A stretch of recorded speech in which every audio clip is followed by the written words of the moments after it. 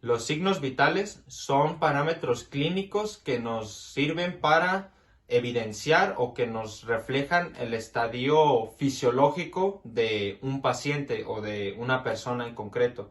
Los principales cuatro, porque últimamente se ha añadido un quinto, son la frecuencia cardíaca, la frecuencia respiratoria, la presión arterial, la temperatura corporal y el más reciente que se ha estado, como por así decirse, evidenciando su importancia, sobre todo a raíz del COVID, es la oxigenación.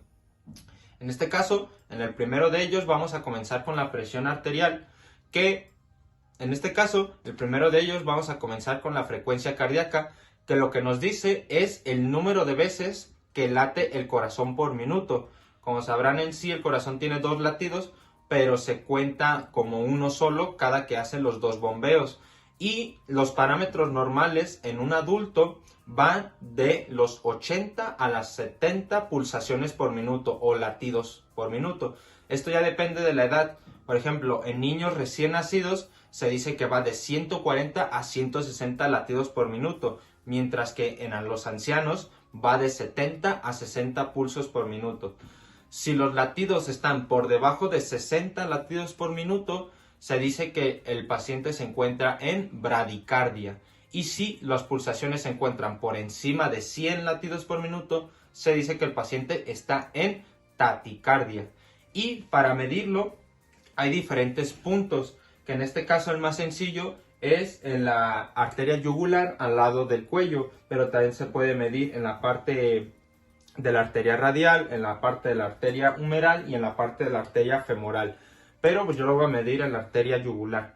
Y para hacerlo, solamente tienes que contabilizar las pulsaciones de 15 segundos y después multiplicarlo por 4 para sacar el resultado completo de un minuto. En este caso voy a activar y voy a comenzar a contar. Listo, el resultado fue 17. Si multiplicamos 17 por 4, nos dará un resultado 68 pulsaciones, lo cual está dentro del parámetro normal para la edad que tiene el paciente. El segundo parámetro o el segundo signo vital es la frecuencia respiratoria, y esta básicamente consiste en contabilizar el número de veces que la persona respira o completa un proceso de inspiración-expiración en un minuto. De normal, el parámetro nos dice que la frecuencia respiratoria de los pacientes normales va de los 12 a las 17 respiraciones, pero estas pueden variar según el estado de ánimo, según la actividad física, según la talla, según el género, según la edad y muchos otros parámetros, como si padece de alguna enfermedad, si padece de estrés crónico, si acaba de sufrir algún traumatismo, etcétera, etcétera. Por lo que se le pide al paciente, cuando se le va a medir la presión arterial o la frecuencia respiratoria, que se coloque boca arriba en reposo absoluto, y lo único que tenemos que hacer es contabilizar el número de veces que se eleva la caja torácica o el pecho a la hora de estar respirando. Lo contabilizamos por un minuto y pues veremos cuál es el resultado. Listo, se terminó el minuto y en este caso contabilicé 15, que pues está dentro del parámetro normal. El tercer parámetro o el tercer signo vital es la temperatura corporal, y como tal, pues esta lo que nos dice es qué temperatura se encuentra dentro del organismo. El instrumento principal con el que se toma la temperatura es un termómetro, que en este caso este es un termómetro digital, pero hay de muchos tipos. Hay termómetros especiales para la piel, hay termómetros de cristal que todavía contienen mercurio, entonces se podría decir que son como termómetros más manuales. Hay termómetros de muchas variedades, están los termómetros de pistola, los de láser, pero en este caso este es uno digital. Los parámetros normales dentro de la temperatura son de 36.7 grados centígrados a 37.3 grados centígrados, y se dice que por encima de los 39 grados centígrados el paciente se encuentra en un estado de hiperemia o de hipertermia, mientras que por debajo de los 36 grados se encuentra en un estado de hipotermia.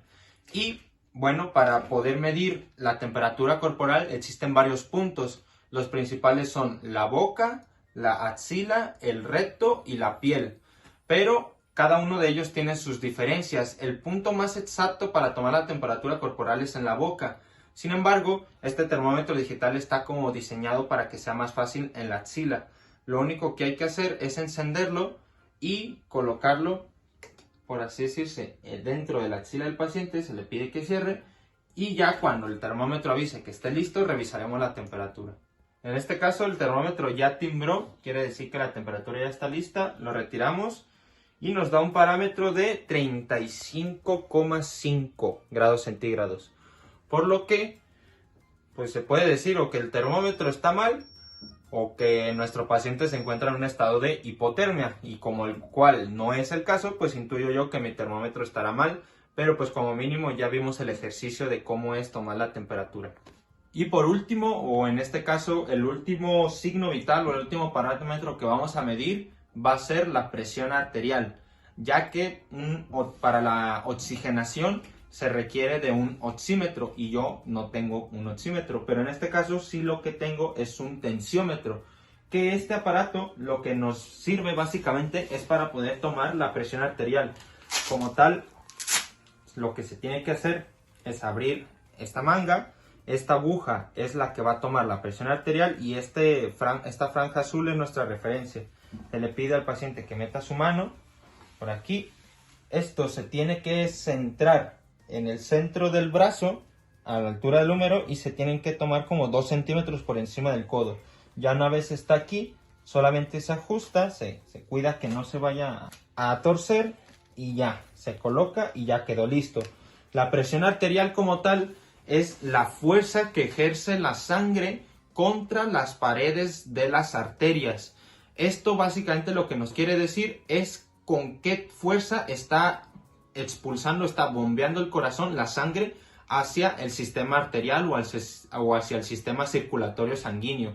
Hay muchos factores que pueden afectar a la presión arterial, como tal la resistencia misma de la sangre, la viscosidad, la cantidad de hormonas, de proteínas, de quimiorreceptores que tenga, la propia fuerza intrínseca o la propia fuerza de la contracción del corazón, la resistencia de las propias paredes articulares o vasculares, si se encuentran, por así decirse, muy comprimidas o se encuentran muy laxas, y entre otras muchas cosas, junto con la talla, la actividad física, el género, la edad del paciente, etcétera, etcétera.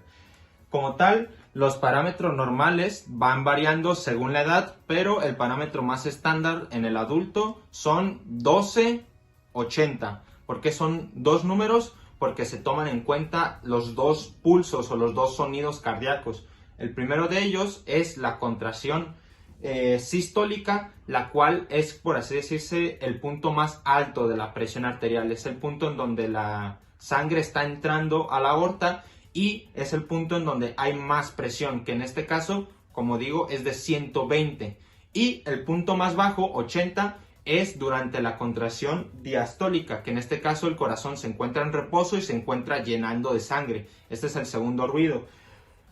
Y como tal, los parámetros se miden en una unidad de medida llamada milímetros de mercurio. Si como tal un adulto tiene una presión arterial que supere los 140 milímetros de mercurio durante una contracción sistólica, lo que se dice es que tiene una hipertensión. Y si tiene una presión arterial por debajo de los 90 o de los 80 en la contracción sistólica, lo que se dice es que tiene una hipotensión. Entonces ya tenemos ambos parámetros, por encima y por debajo. Y ahora simplemente vamos a proceder a tomar la presión. Ya está colocado y lo único que hay que hacer en este aparato es comenzar. El aparato comenzará a tomar la presión y solita nos va a decir cuál es el dato de nuestro paciente. El tensiómetro ha terminado y lo que nos dice es que nos dio un resultado de 92 junto a 60. En este caso, pues ella no es una paciente normal, no es un adulto, ella tiene 14 años y como tal se dice que los adolescentes todavía pueden llegar a tener parámetros diferentes, menores que los de un adulto estándar, pero vemos que se acerca bastante a los parámetros reales ya de un adulto estándar.